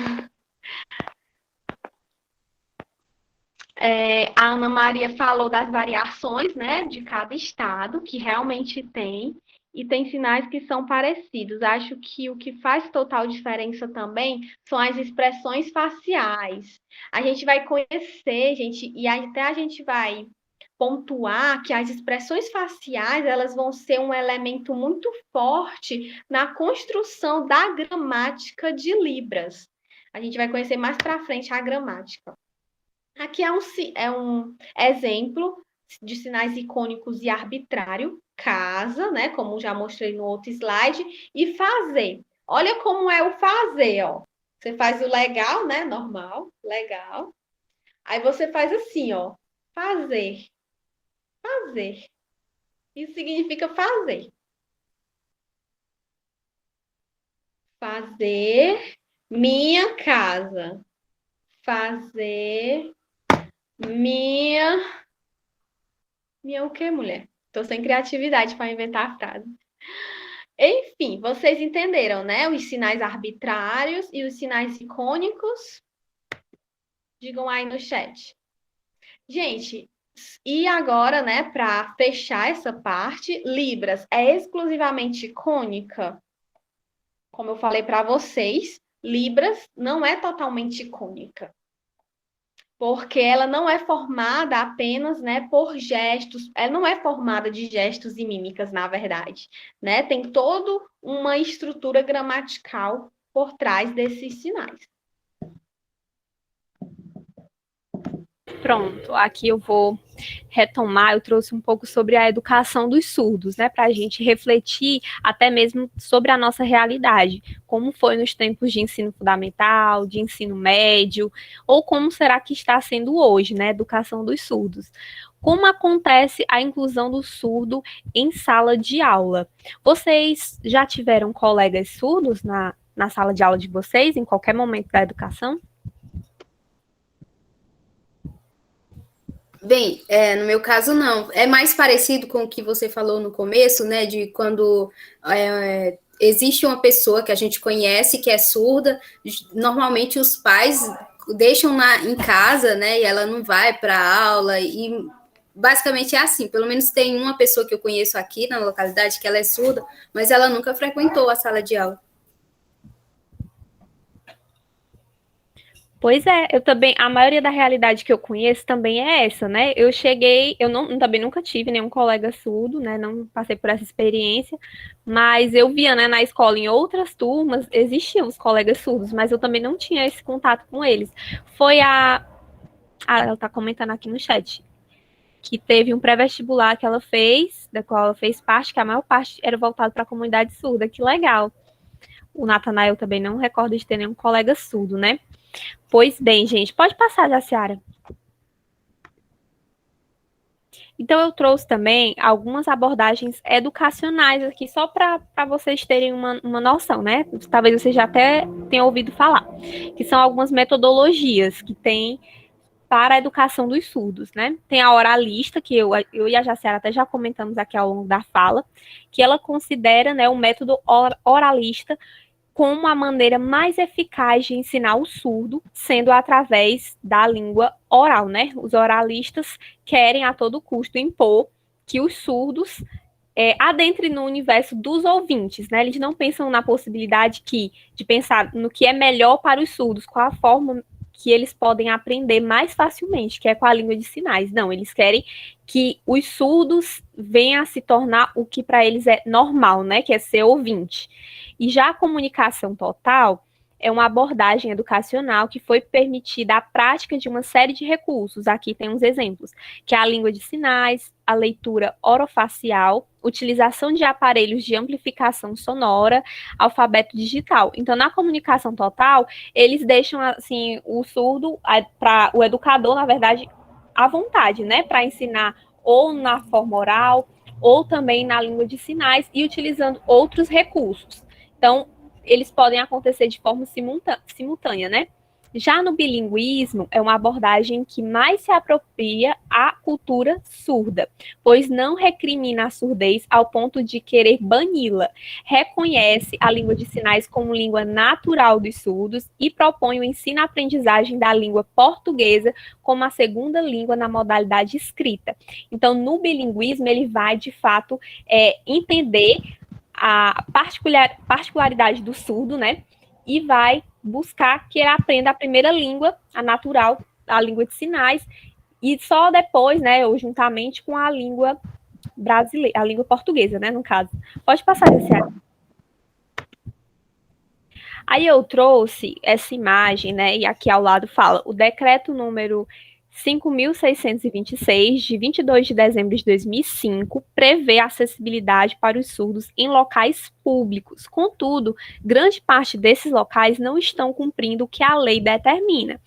Nessa imagem se refere a um protesto que os surdos fizeram para garantir filmes com legendas, e ocorreu em um shopping de Recife no ano de 2016. Aí no cartaz o rapaz até coloca assim: sem legenda para os surdos é igual a sem áudio para os ouvintes, né? Eles protestam esse direito, que, como a Jaciara falou, as leis foram decretadas, mas até elas serem cumpridas é outra história, né? Elas praticamente não são cumpridas. Os direitos dos surdos ainda não são garantidos. E aí é só para a gente refletir sobre isso, os locais que a gente frequenta, por exemplo, nos cinemas. Eu faz muito tempo que eu fui ao cinema, acho que foi 2019. E tinha a legenda, que eu lembro.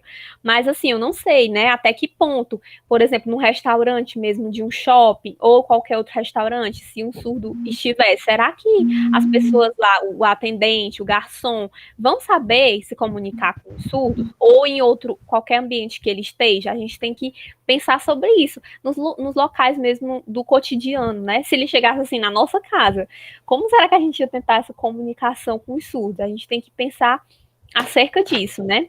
Passa, Jaciara. Aí eu trouxe um relato que eu achei muito interessante, porque no período passado eu fiz a disciplina de Libras, né, com o professor Paulo Henrique. E ele nos apresentou um projeto que aconteceu na cidade de Itapajé, uma cidade aqui vizinha, aqui eu moro. E o projeto se chama Mãos que Ensinam. Aconteceu na escola Monsenhor Catão Porfírio Sampaio. Aí eu deixo até o link do YouTube. Mas, basicamente, foi porque nessa escola começaram a se matricular vários alunos surdos, né? Mas a escola, principalmente a professora que eu coloquei aqui o nome dela, a Viviane de Lima Salles, percebeu que a escola não estava preparada, né, os professores também não, para receberem esses alunos surdos. E aí foi muito difícil. Isso foi no ano de 2019. Eles viram as dificuldades que os alunos tiveram, muitos deles, né, os pais acabaram tirando da escola, eles não tinham nenhum estímulo, nenhuma vontade de ir, porque não tinham qualquer comunicação com os demais alunos, com a relação com o professor também era muito difícil, né? Não tinha um intérprete. Aí ela relata nessa palestra que ela deu aí no YouTube, justamente que ela vem nessa realidade, ela pensou, algo tem que ser feito para mudar, né? Porque até que ponto os surdos vão ficar aí sem estudar, sem ser de alguma forma incluídos no ensino. Então, no ano de 2010, ela desenvolveu, juntamente com os professores, com o apoio da gestão escolar, esse projeto Mãos que Ensinam. E ele foi um sucesso na escola. A proposta do projeto era fazer com que no contraturno, né, das aulas, um professor de Libras, que foi convidado, eles na verdade pediram a CRED, né, um intérprete, e ele foi, e esse intérprete estava ensinando, capacitando os demais professores da escola, como também os pais dos alunos surdos que quisessem participar, eles foram convidados, os alunos ouvintes também, né, porque a escola estava pensando não só em ter um intérprete na sala de aula para traduzir, né, para o surdo, mas também no convívio com as outras pessoas da escola, com os demais alunos, porque a escola não é só feita dessa sala de aula, né? Vocês sabem, existe todo um ambiente e não existia uma comunicação. Os surdos estavam ali na escola com várias pessoas ao redor, mas eles se sentiam sozinhos. E esse projeto, ele deu super certo. É muito legal assistir essa palestra, porque a professora fala com muito amor, com muita empolgação, muito orgulho de ter dado certo. Inclusive, ela foi premiada no prêmio Professores do Brasil com esse projeto, porque ele deu muito certo. E aí ela foi convidada por vários outros eventos para explicar, outras escolas também quiseram implantar, né? E aí ela ainda relata que esses alunos que fizeram parte do projeto, os alunos surdos, depois, eles acabaram se tornando os professores do projeto. Eles que estavam dando a aula agora, e aí também se formaram.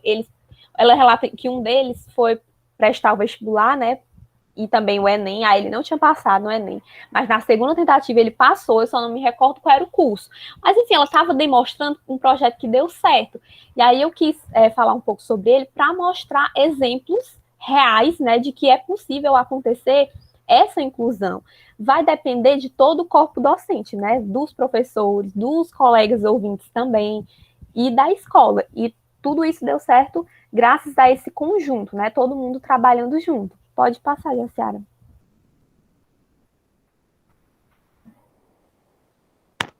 Então, essa parte,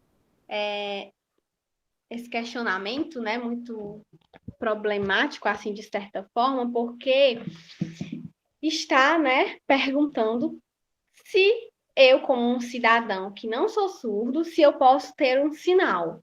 E o que é ter um sinal, né? Eu falei do encontro em Sobral, nas quintas-feiras, da comunidade surda, tanto de surdos quanto de ouvintes que se interessam pela causa surda. Então, sinal é como se fosse um batismo do ouvinte, como se fosse o surdo batizando o ouvinte. Como assim? Só quem pode dar esse sinal, disponibilizar, criar esse sinal, é a pessoa surda para uma pessoa que não ouve, né? Então, esse sinal ele vai ser elaborado de acordo com as características físicas da pessoa. Então, eu chego em um encontro, né, com uma comunidade surda que acontece no meu bairro e chego lá e vejo um surdo. Então, eu peço para ele me dar um sinal, ele vai me batizar. Então, ele vai me dar um sinal de acordo com minhas características físicas. O meu sinal é esse aqui, ia ser um J, né? Mas ela disse que já tinha dado muito J, né? Existe muito esse sinal de J para as pessoas. Aí ela quis que o meu fosse diferente. Essa letrinha R aqui e enrolado, né? É um sinal que indica cabelos enrolados. Então, a professora, né, ela é surda, ela me deu esse sinal. Aí, às vezes, quando os surdos, né, estão conversando entre si, eles, ao invés de escrever o nome, escrever não, né? Mostrar o nome da pessoa completo, eles só falam, né? Você viu a Jaciara? Eles não vai. Você viu? Aí eles não vão, né? Escrever o nome da pessoa. Escrever não, já disse que não é escrever, mas eu quero teimar com esse nome. Deixa eu Lara, mostrar o meu mostra o seu sinal. sinal. Eu vou mostrar o meu sinal. Então, gente, o meu sinal tinha sido dado inicialmente pela professora, certo? Ela faz parte da comunidade surda. Mas aí depois eu também tive um encontro virtual, né? Foi agora na pandemia, com um surdo na aula de Libras com o professor Paulo Henrique. Aí o surdo me batizou novamente, né? Agora, oficialmente, eu tenho o meu sinal. Aí, assim, o meu nome é Lara, né? Ele colocou meu sinal em L. E na época que ele me batizou, eu tinha um cabelão grande, né? Aí o que ele fez? Ele botou que o meu sinal era assim, ó. Só puxando. Agora tá curto, né? Mas vai permanecer o meu sinal que eu já fui batizada. Inclusive, a minha amiga, ela se chama Isabela e ela estava no mesmo dia que eu ganhei meu sinal, e o dela é o I, né? A letra I, e ela é muito sorridente. Aí a professora deu I, tipo assim, o sinalzinho dela. Então, né, uma característica física pode até ser uma característica peculiar, né, daquela pessoa. Mas, como a Lara falou, inicialmente quem tinha dado o sinal para ela foi uma professora que não era surda, então, de certa forma, não era legitimado, amiga, esse seu sinal foi legitimado com esse surdo dando o seu sinal. Como eu falei para vocês, Libras vai ter sua própria gramática, e como o português tem sintaxe, tem morfologia, tem todas aquelas paradas, né, linguísticos, a Libras vai ter os parâmetros da língua brasileira de sinais. O que isso significa? Isso é como se fosse um resumo bem geral da gramática da Libras. Configuração de mão, ponto de articulação, orientação da palma, movimento e expressões não manuais. Ou seja, cada sinal que a gente vai mostrar vai passar por todas essas etapas, todas essas regras, né, vão constar nesse sinal, como, por exemplo, configuração de mão. Vou fazer um sinal aqui, aprender, né? Já mostrei esse sinal, aprender. Qual é a minha configuração de mão? Minha configuração de mão é como se fosse a letra O, né, em círculo, ó. Aprender. O ponto de articulação é onde o sinal vai ser feito. Onde é que está sendo o meu ponto de articulação no sinal aprender? Na testa, né? A testa é o ponto de articulação, ó, onde o sinal está sendo feito. Papel. Papel, eu expliquei para vocês, né? Papel. Onde é que está sendo o meu ponto de articulação? Na palma da mão. Papel. Então, cada sinal tem o seu ponto de articulação. como também cada sinal tem a sua configuração de mão. Por exemplo, já dei um exemplo, mas vou dar outro. Futuramente, né? Futuramente é a letra F. Não sei se dá para ver a letra F, né? Para frente, ó. Futuramente, futuramente. Qual é a configuração de mão que eu faço o sinal futuramente? Eu faço em formato de F. Então, a configuração de mão é a letra F. Orientação da palma. Orientação da palma significa se o sinal ele é feito com a palma da mão para baixo ou com a palma da mão para cima, né? Papel, ele é feito com a orientação da palma para cima. Mas, dependendo do sinal, por exemplo, trabalhar. Trabalhar, a palma da mão está sendo para baixo, né? O movimento é outro aspecto que é presente nos sinais em Libras, não necessariamente em todos, tá bom, pessoal? É importante lembrar. As expressões não manuais e o movimento, ela não vai ser obrigatória em todos os sinais, mas a configuração de mão, o ponto de articulação, vão ser aspectos obrigatórios em cada sinal. Cada sinal que eu fazer tem uma configuração de mão, tem um ponto de articulação. E o movimento, ele vai ser simplesmente a forma, né, que você faz o sinal. Por exemplo, eu fazendo futuramente, como é esse meu movimento? É como se fosse em molas, né? Futuramente, ó. Futuramente. Mas, por exemplo, o sinal de triste. O sinal de triste, o meu sinal de triste, ó. Ele tem movimento, o sinal de triste? Tem, né? Eu tenho que fazer assim. Mas o sinal de desculpa. Desculpa, ó. Desculpa. Desculpa. Ele tem movimento? Desculpa. Desculpa. Não tem, né? É só eu fazer essa configuração de mão e colocar no queixo. Desculpa. Já o triste, eu tenho que fazer, ó. Eu tenho que descer.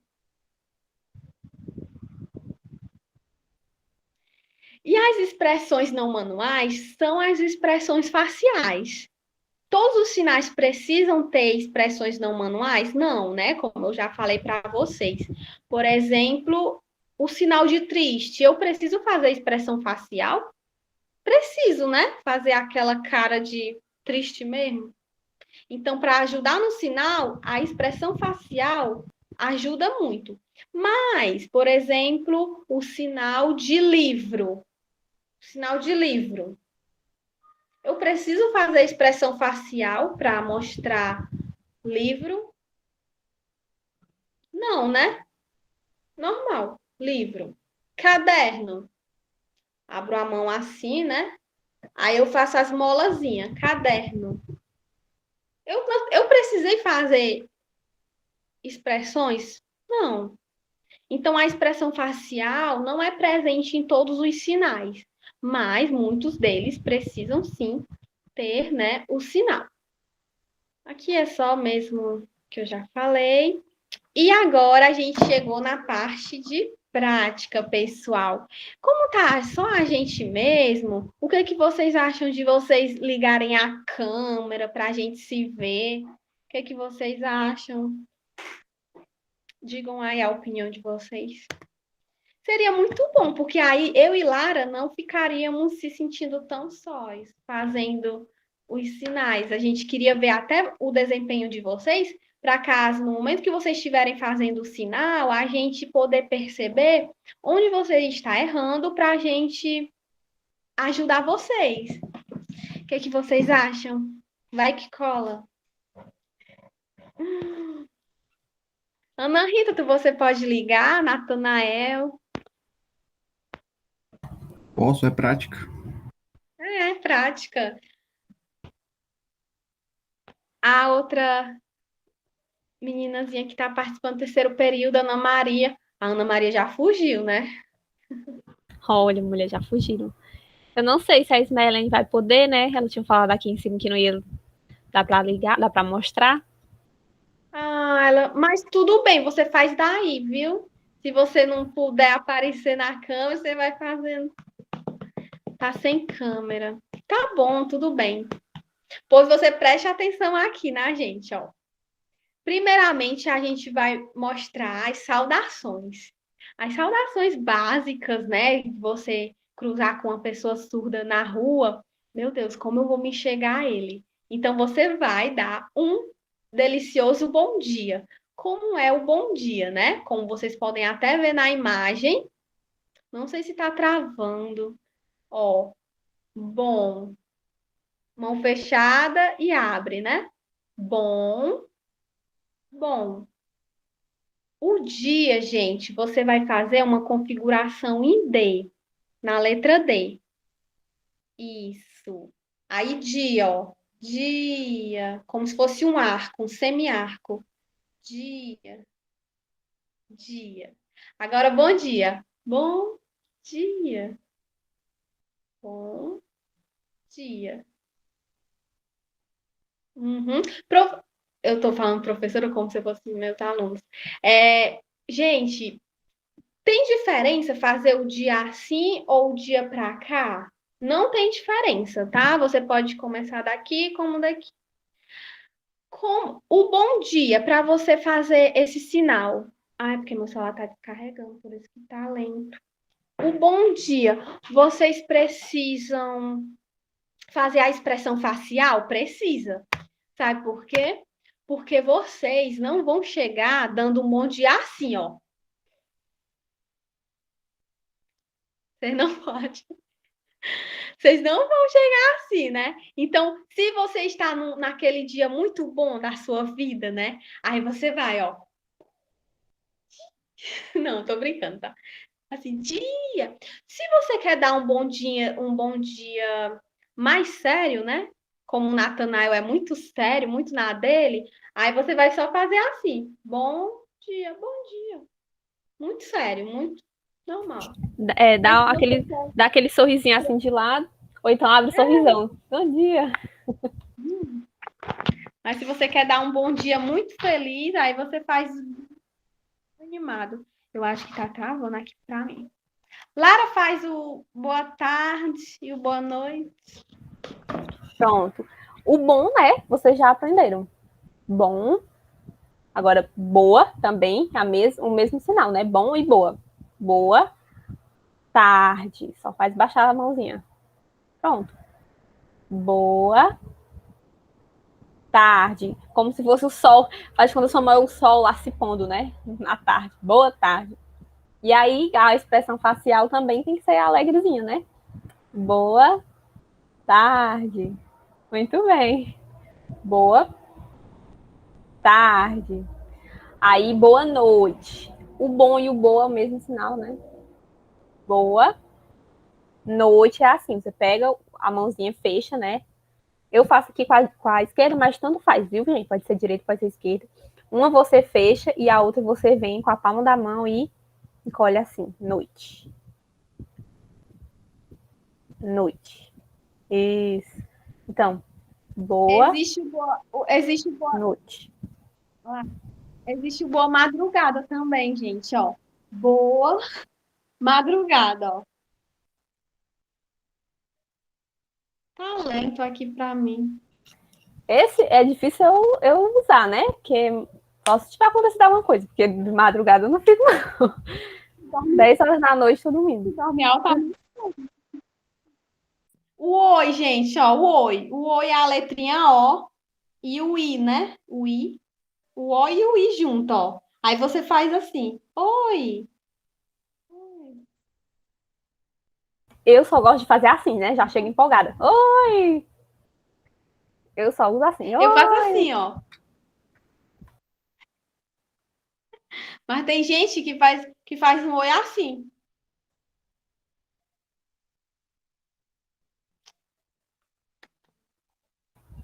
Então, só para revisar, façam aí sem a gente fazer para eu ver.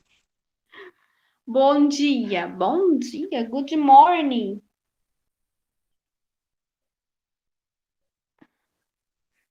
Eu vou aprender o nome da meninazinha. Você tá com a meninazinha que não conseguiu ligar a câmera. Você tá conseguindo fazer? Além. Natanael arrasou aí. Ismaelene. Palmas, palmas, bravo.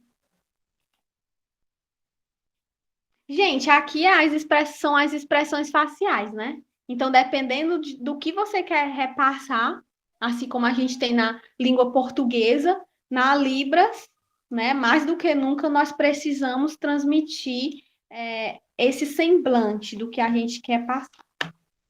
Agora, para a gente encerrar o nosso encontro de hoje, vamos mostrar o alfabeto e quero, né, que vocês façam conosco. Me com a Lara, o alfabeto. Depois do alfabeto, amanhã a gente continua com alguns verbos e outras expressões muito importantes para o dia a dia, tá bom? Talento aí para vocês, porque aqui eu não tô. Não, pra mim tá normal. A tua imagem às vezes fica lenta, Jaciara. É porque meu celular tá em 5% e eu tô pelo celular. Pega o carregador. Vai lá, amigo. Vamos lá, Tá no gente. carregador. Vai lá. Ah, já tá no carregador? Então, pronto. Vamos lá pro alfabeto. Primeira letra A, gente. É assim. Isso. A, B. Tá rápido, amigo. Tá muito rápido, né? Vamos de novo. A.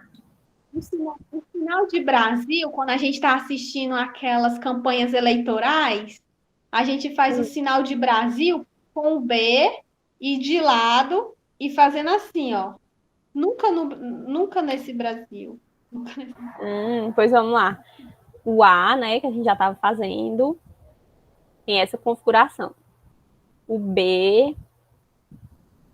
Isso. O C. Aí tem o C cedilha, né? O C é assim, normal. E o C cedilha dá aquela mexidinha aqui no braço, ó, na mãozinha. Isso, C cedilha. Aí o D, né, que a gente já viu em dia, ó, em formato de D. O E. Isso, a letra E. O F tem essa configuração que a Jaciara tinha feito ali mais cedo. O F. O F de família. O F, ó, Isso. Mais perto. Exatamente. O G.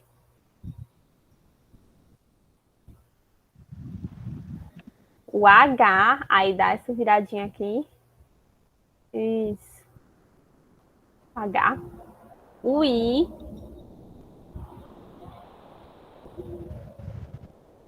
O J só faz puxar, né, gente?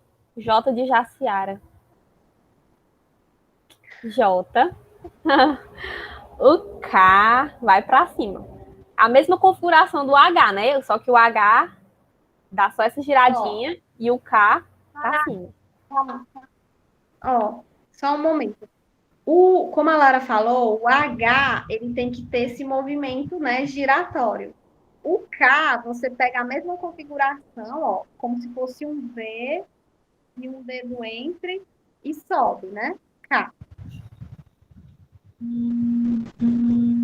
Isso. Depois do K, que letra? Agora é o L. A letra mais linda do alfabeto é o L, meu filho. L de linda. É, de linda. Depois do L, o M. Isso, o M. Também o M já aparece com M, né? Aí depois o N. Isso. Depois do N vem o O. Depois o P tem a mesma configuração do H e do K, né? Só que o P é assim deitado.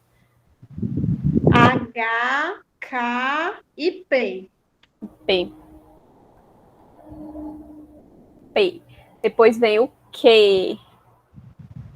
Que é assim para baixo. Igual o G, né? Só que o G para cima e o Q para baixo. Mas é a mesma configuração. Depois vem o R. Depois do R, o S. Parece muito com a letra A, né? Dá para lembrar? O A tem a Isso. perninha como se fosse o A minúsculo, né? E o Exatamente. S, O S tem aqui, o S, o polegar vem para frente, no S. Depois do S, o R, ou o T, gente, estou voltando. O T. Aí o T é a mesma configuração do F, né? Só que o polegar é para dentro dessa vez, né? Isso. F de fora, fora Temer. Aí T de Temer, fora Temer. Nós dizia isso lá no curso. Fora Não. Temer, ó. Aí, ó. Fora ST. tem. Tá. T. Já tô no U. Depois do U. U. U. Depois o V. V. U, V. O V já é a cara do V mesmo. O W. O É como X. se fosse, Lara, o W é como se fosse o M, né? Só que o M é Exato. para baixo E o W para para cima. cima. W. Depois do W vem o X de Xuxa. Só puxa assim, como se fosse um anzol, né? Puxou de X. Depois o Y. Assim, faz esse, assim, né? E faz esse movimento. Tem que fazer o movimento. É, o Y. Depois, o Z. O Z a gente só desenha no A, né? No A. É, no O Z A. é o mais difícil, gente, o Z. Só desenha o Z. Z. Pronto, muito bem. Esse menino sabe tudo, já sabe. Eu quero para a Ana Maria ficou com medo mesmo de aparecer. Olha, mulher, ela saiu. Eu quero que vocês façam sozinhos para a gente ver agora, para a gente encerrar mesmo. Com aquela certeza que vocês aprenderam. Jaciara, coloca no outro alfabeto, porque esse daqui só vai até o X. Ai, amiga, desculpe, meu Deus. O slide.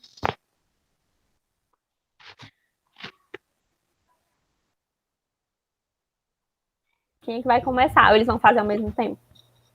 A, B, A Ismaelene falou que a gente esqueceu do Y. O Y foi esse aqui, a gente fez. Acho que foi rápido, né? Mas o Y. Y.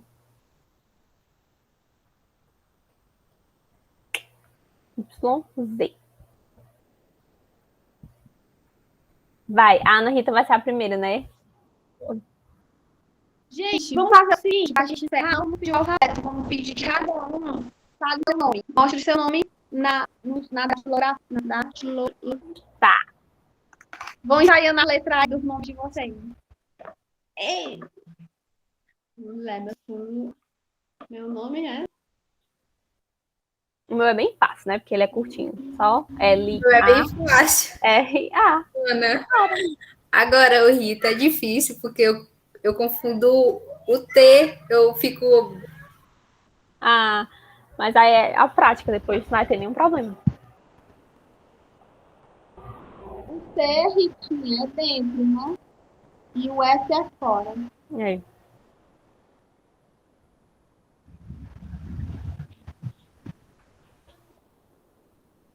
Ó, o nome em Libras, né?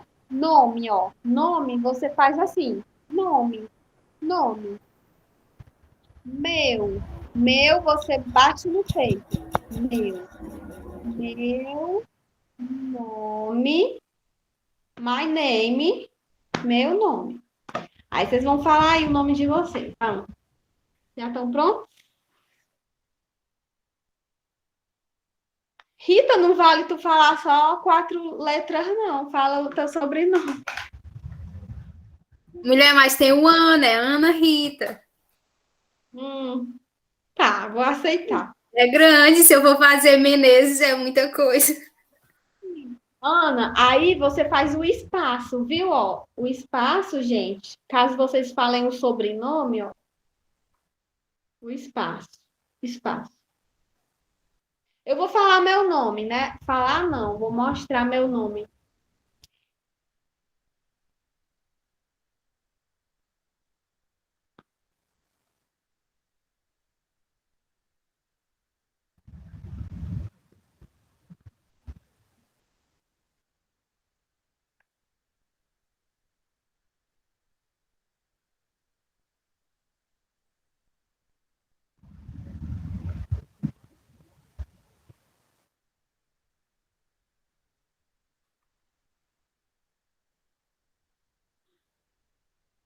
Agora eu.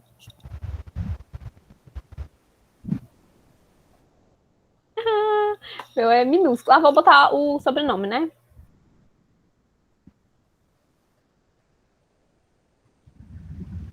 Pronto. Agora vai. Agora vejo vocês.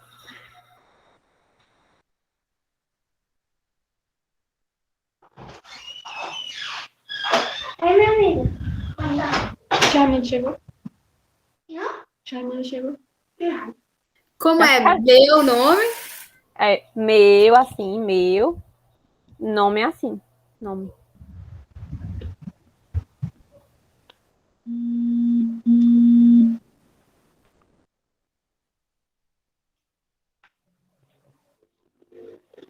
Entre o A e entre o Ana e o Rita precisa fazer o espaço ou só entre Ana Rita e Menezes? Todo espaço. Ana, Rita, você precisa fazer o espaço entre Ana e Rita. Só porque uma curiosidade é que esse espaço ele está ficando ultrapassado, porque agora as pessoas estão fazendo o sinal, fazendo uma pausa na hora de indicar o espaço, elas estão apenas fazendo Ana, aí para, aí Rita. Tipo assim, elas fazem uma pausa.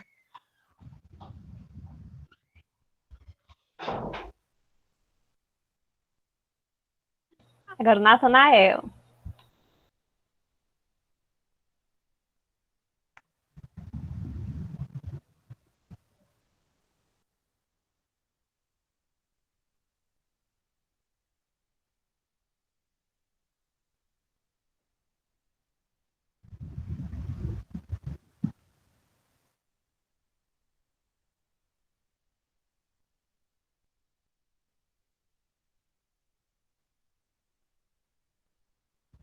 Muito bem, arrasou, arrasaram. Arrasaram, gente. Aí amanhã, né, a gente vai continuar com essa parte prática. O que é que vai ter amanhã, Jaciara?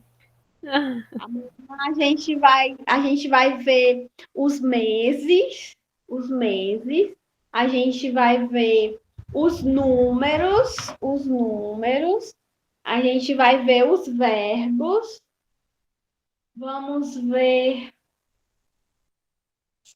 a gente vai, deixa eu, é tanta coisa.